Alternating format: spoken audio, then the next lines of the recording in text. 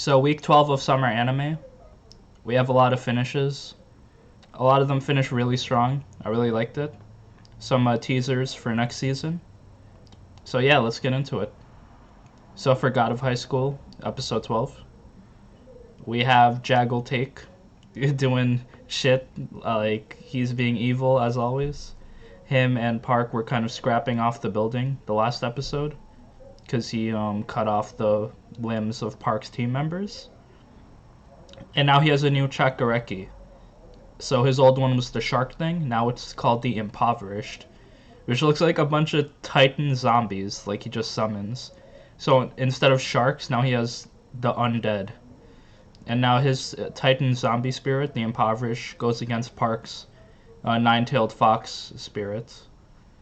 And then while this is happening, they're fighting. There's like a golden chariot god thing descending from the sky, about to hit the city of Seoul, Korea. So like that's happening. This like this giant warhead, this giant god is just descending.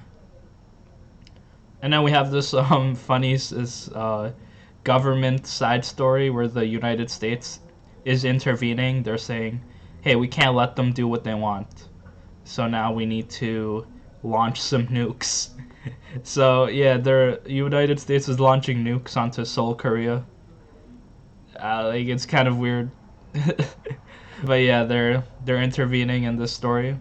Yeah, while that's happening, there's like a time limit to when the nukes launch, but then everyone kind of teleports away. So I don't know who initiated this teleport, but it gets revealed later, and now everyone's teleported into this forest area. And then Hyundai is there with Park's team. And then we see that his Chakareki, his water style that we saw before, it can actually heal people. Also, Jin Mori meets up with Park Ippo, the guy with the fox spirit. And then he gives the fox spirit key to Jin Mori. So now Jin has the key of the fox spirit that's used to just unlock the gods. And then we find out that the dude that teleported everyone was Jan Jason. He's like the grandfather of the dude John Jagook who died. So yeah, music's pretty amazing. We see the Impoverished fighting with Yumira and Hyundai. And then this is pretty cool. So Yumira's Chakareki, Lu Bu, and Hyundai's Chakareki, the water style, they kind of combine to try to defeat the Impoverished, but they fail. And this is kind of like, it seems like a cut moment where they're about to fight, Yumira and Hyundai. They're about to fight with Jaggle, and they just cut off with the Jaggle beating them off screen. So yeah, they look like a budget budget situation there. But yeah, then they go teleported back to the to Korea from the forest area. Jaggle absorbs the fox spirit key. He's like super strong now. He turns into like this angel being. He kind of looks like Seymour from Final Fantasy X. But yeah, there we go.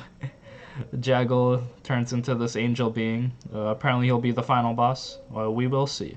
And now for RE0 Season 2, Episode 12. Subaru is starting out dying. He lives out his deaths that we saw like before. So it's kind of a hot remix of Subaru's greatest hits. He was some of the cool moments there was when he died like Puck killed him. And then we see Reinhardt kill Puck, which was really cool. Also some brutal ones was when Rem killed him in the mansion, and then Rem was like, oh, he was being possessed, he wanted to die this way. So Rem was pretty cold-hearted there. Also when he fell off the cliffside and Beatrice like was very sad, like Subaru claimed he was the hero, but no, he just died. So yeah, this is just Subaru's life if he didn't have Return by Death, him reliving these memories. So then he's all trapped in this loop of reliving his past. But then we see Rem come in to try to console him. And then Subaru's like, no, you're not Rem, what are you doing? And then he gets all angry, but then it's revealed that Rem is actually Carmilla, the Witch of Lust. And then she is basically given orders by Echidna to calm down Subaru. And then Subaru goes back to the tea party. This is the 4th time he's back, and it's pretty cool because now it's like, what are you gonna do? What's your plan now? You keep reliving this moment, but then nothing is being solved. So then Echidna reveals to him that the trials, the second trial, makes you relive your memories like he did before when he saw his parents. So then she saved him from being like kind of overrun by these memories. And then Echidna also offers him a contract that makes her support him when he doesn't know what to do. So basically Echidna just guides him to the right path instead of Subaru just dying every time and brute forcing how to solve his problems.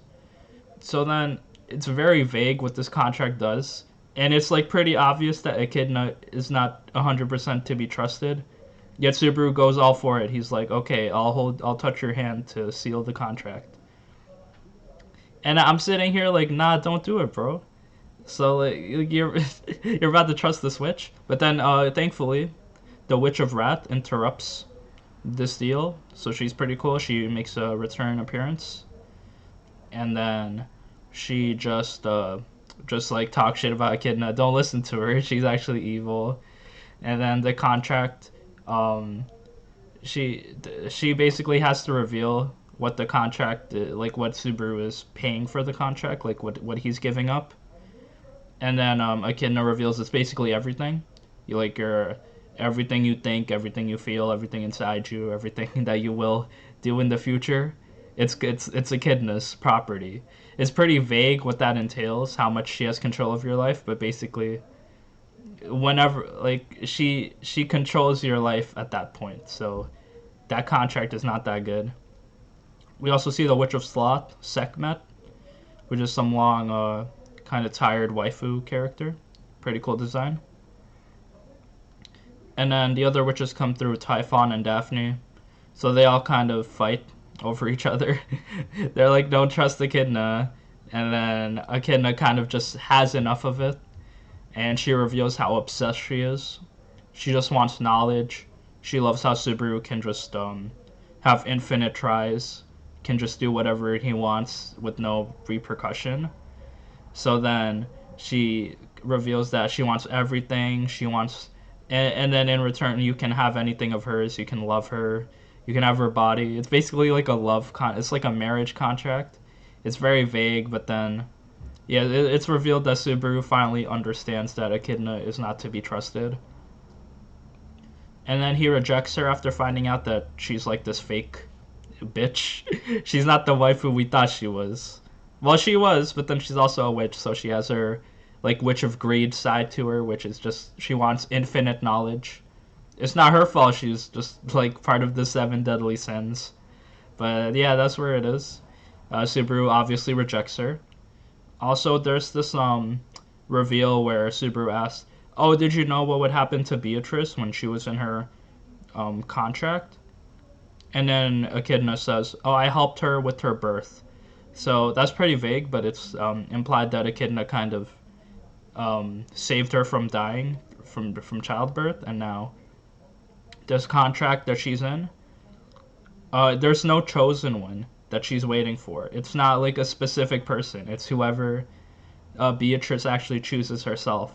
And since Beatrice never chose anyone in 400 years because she's so picky or whatever, that's Beatrice's own fault. So it's not like Echidna's basically spectating these contracts. She's not doing anything for the people. They're like she's making them suffer for no reason, just for like the pursuit of knowledge. So yeah, she's just this fake evil person, and now the Subaru called her out on it. She's gonna like actually be evil now. No more waifu tea parties, body fluid tea parties. It's just gonna be evil Echidna. We'll see how this arc ends up. And one more episode left. Because then at the end, Satella comes through.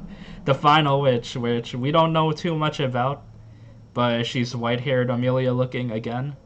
So we will see what she does, because now all 7 witches are in this tea party. Okay, so for Deca-Dence, episode 12, it's the season finale.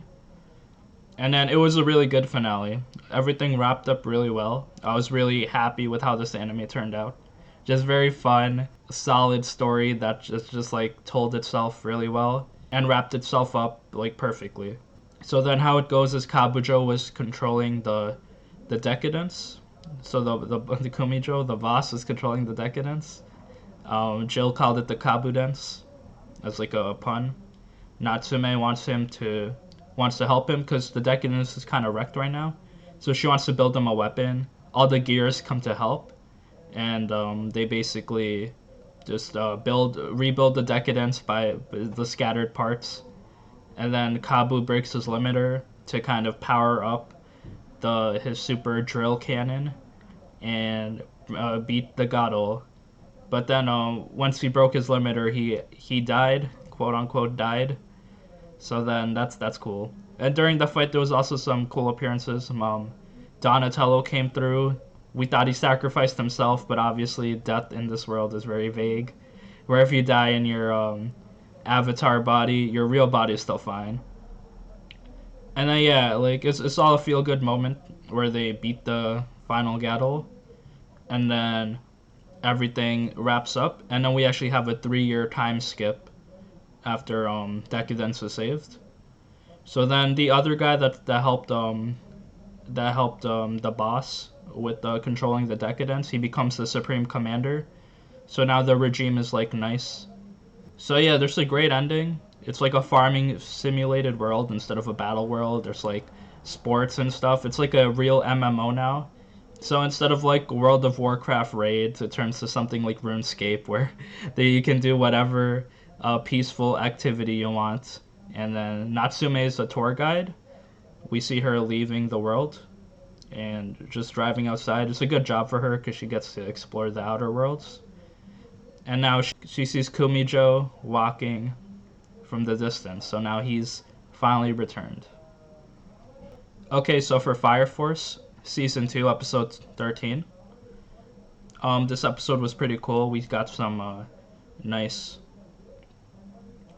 This episode was pretty cool.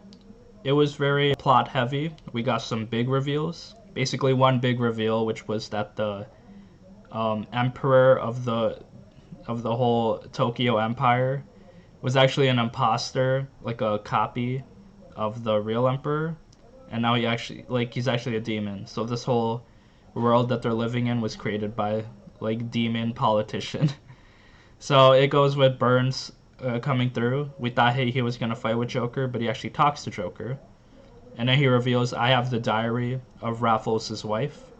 And then she says that ever since Raffles the First came back to get the Great Flame, he was like a totally different person.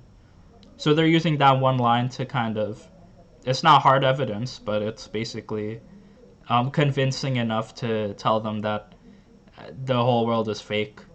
It was faked by the the people from the Adolo world. You also see how Burns and Joker got their shared eye patch. They both saw like a demon from the Adolo world, and then yeah, their eyes burned. So then that's cool. Also at the end we see Licht. Almost like they're about to kill him because he's not betraying the 8th. So next episode they say, oh, either bring Shinra here or we're gonna kill you. So yeah, we'll see how that goes. Very, very evil. And then in the preview we also see the Ashen Reaper. So he's gonna be the next villain. Hopefully it's like, this sounds very edgy, but we will see. Okay, so for Rent a Girlfriend, Episode 12, this is the finale. We get a slow-paced confrontation between Mizuhara and Mami. It's revealed that Mami finds out that all of Kazuya's girls that he's hanging out with, these hot girls, are actually rental girlfriends. So then Mizuhara and Mami go to a karaoke place together to kind of talk. And yeah, this is pretty much a slow-paced episode where it's just the confrontation between them. The tension that's built up is very real, and I love just watching it and not knowing what's gonna happen. Also, it's funny because Kazuya was right there since he works at the karaoke bar, and then he was about to confess to Ruka because he was like, "Oh, I've had enough of beating around the bush. Let me just talk to Ruka." the funny part is that like right about it, he was about to confess. He sees the two of them go into the karaoke place. So then after that, Kazuya is just spectating in this episode. It's kind of painful to watch since he could butt in at any time to kind of break the tension, but no, he's just watching, which is it's the right move, I guess. Just see how they interact with each other. Like you know, he doesn't know the situation at all. So then Mami kind of just asked Mizuhara, does she enjoy this line of work? She's doing a good job, but to kind of leave Kazuya alone because he can't move on. He can't get a real girlfriend if he's just chasing rental girls. So, like, Mami actually kind of low key cares about him, but she's still a little bitchy about it. So then they leave at the end to like walk on a bridge, and then Kazuya's still there, following them. He wants to, like, he doesn't want to lose Mizuhara like this, so he wants to like end it on his own terms. So he was basically kind of chasing Mizuhara to tell her that, oh, he's gonna find a real girlfriend, which is what Mami kind of wanted for him. So then after he chases them, he actually sees them confront each other on the bridge a second time, and Mizuhara is like, "How do you feel about Kazuya?" And then Mami is just basically very cold, and she says that she doesn't like him. And then Mizuhara is also asked the same question by Mami, and then her answer is very funny. It's just she says, "Oh, he's my boyfriend." Okay, so it's very vague, but that like it's obvious that she kind of has feelings for him. And then after all this, this confrontation, Kazuya runs home while they're chilling, and then he hangs out in front of Mizuhara's apartment. And then all this kind of tension and swerve was worth it because at the end, Kazuya admits to Mizuhara, "I want you. I don't want the other girls. I want you." He says it, and it's all worth it. The payoff for these 12 episodes, watching Kazuya simp was worth it because of this payoff at the end where he pulls the trigger.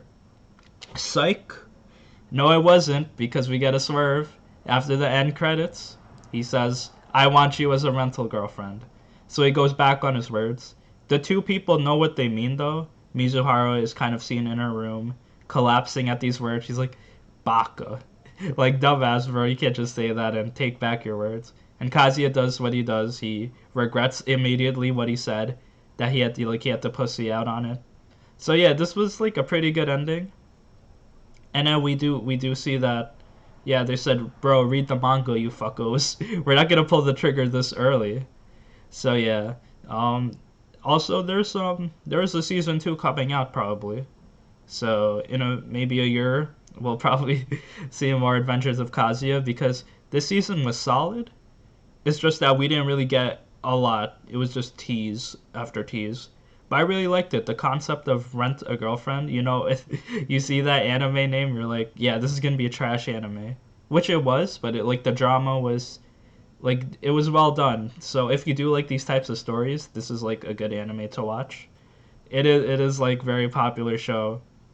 I thought it was a little overrated, but like overall it was it's a good watch if you like drama.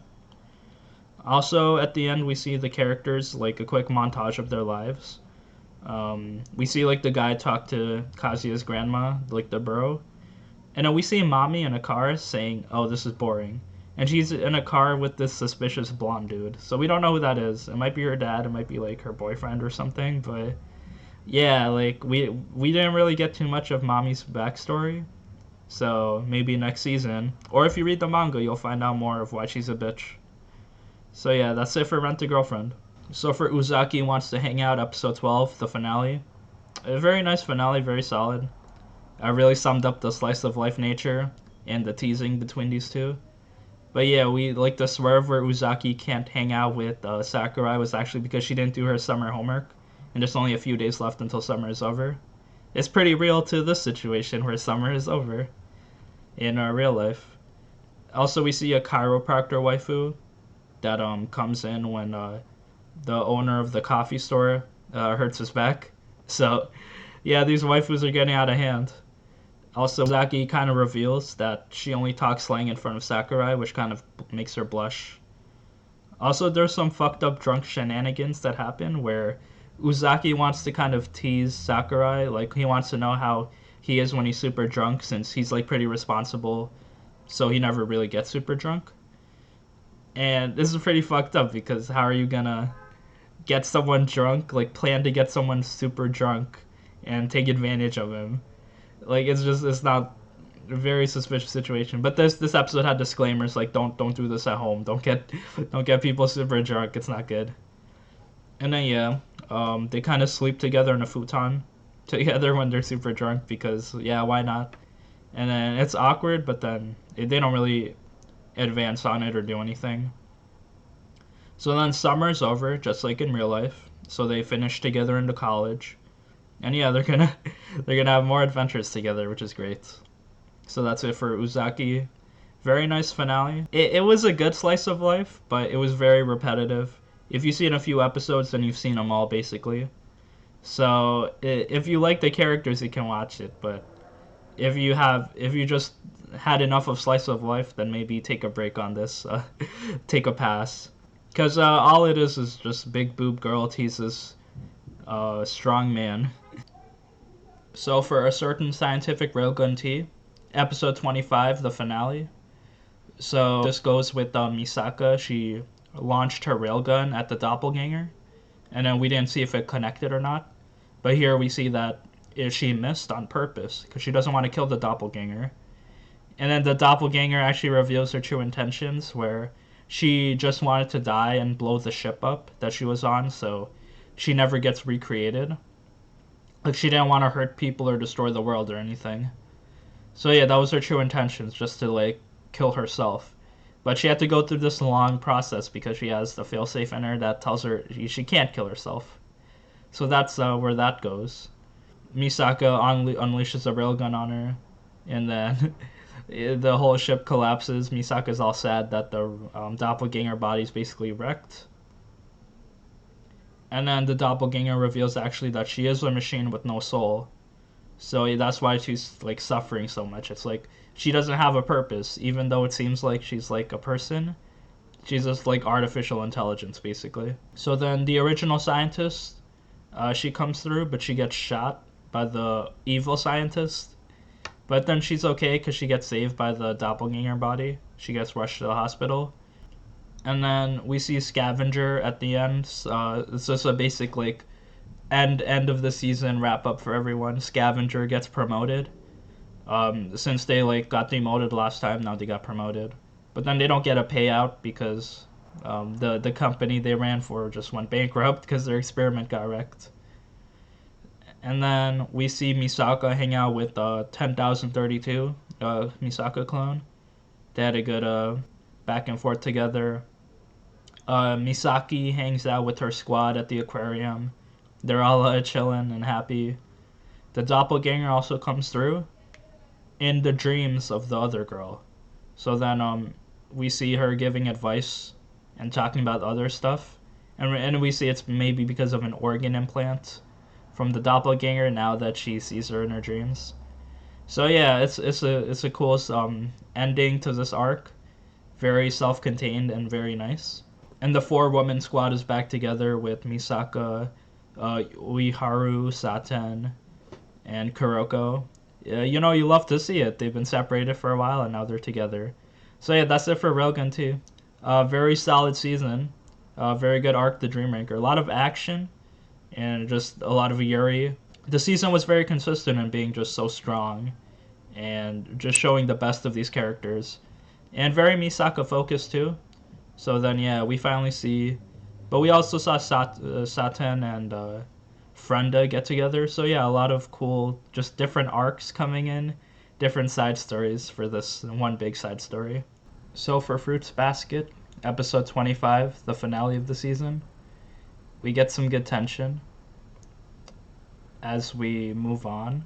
I was very surprised that the season actually didn't end this episode, as in the story didn't sum up, and there's more to go in a future season, which was pretty exciting. So here we start off with the Rooster Zodiac guy, Kurino. who got the DVD of the play, the Cinderella play from Toaru.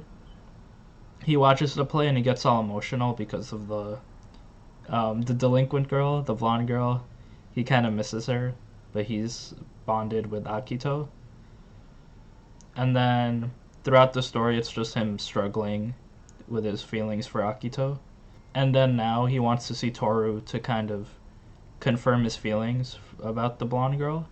And then he explains that he lost his zodiac power. He wasn't a rooster zodiac for a while.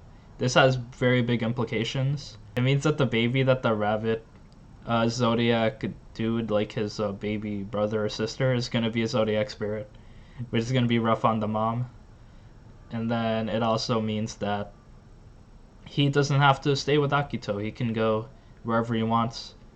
But then he's somehow, like, he somehow still wants to stay with her, because if he leaves, she'll probably be an emotional wreck. Also, Akito kind of just, he reveals that Akito is actually a woman, which, if you've been watching the anime, is not a big secret at all. Akito, like, although all the Zodiac members call her by, like, a boy, she's very, like, woman-like.